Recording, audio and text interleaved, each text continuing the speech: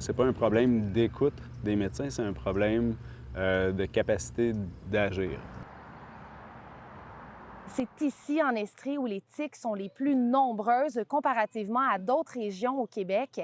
C'est une situation qui continue à inquiéter les experts. Le gouvernement a consacré 21 millions pour 15 cliniques à travers la province pour s'occuper de ces patients-là, mais tant qu'on n'aura pas de budget de recherche, et comme les traitements qu'on peut donner sont des traitements, disons, qui ne sont pas à point, il faut les faire dans le cadre d'un protocole de recherche, là, on n'y arrive pas. C'est beaucoup plus gros que ce que le ministère de la Santé pense même actuellement.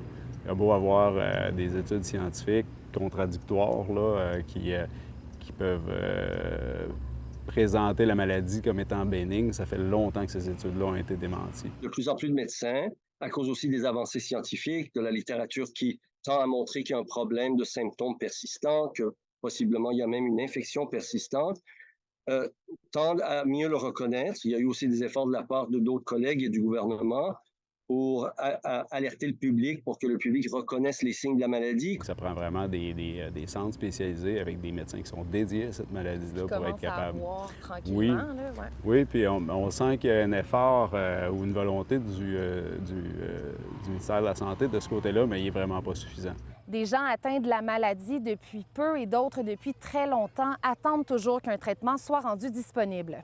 Moi, d'emblée, j'ai eu 14 mois d'antibiotiques, 3 antibiotiques combinés, puis ça a rétabli mes symptômes à 95 Okay. Donc, mais par la suite, après l'arrêt d'antibio, 6 mois plus tard, mes symptômes étaient tous revenus. On n'est pas sorti vraiment du bois. On n'a pas trouvé comment maîtriser adéquatement cette infection ou les séquelles, la cicatrice de l'infection. Il y a beaucoup de travail qui se fait là-dedans. Je ne pense pas qu'il y ait de recettes, qu'on trouve de recettes miracles, mais au moins, on est en train de focusser de plus en plus sur les zones d'ombre qu'il faut qu'on règle pour donner des traitements appropriés. On ne peut pas développer des traitements si on n'a pas de moyens de suivre la maladie.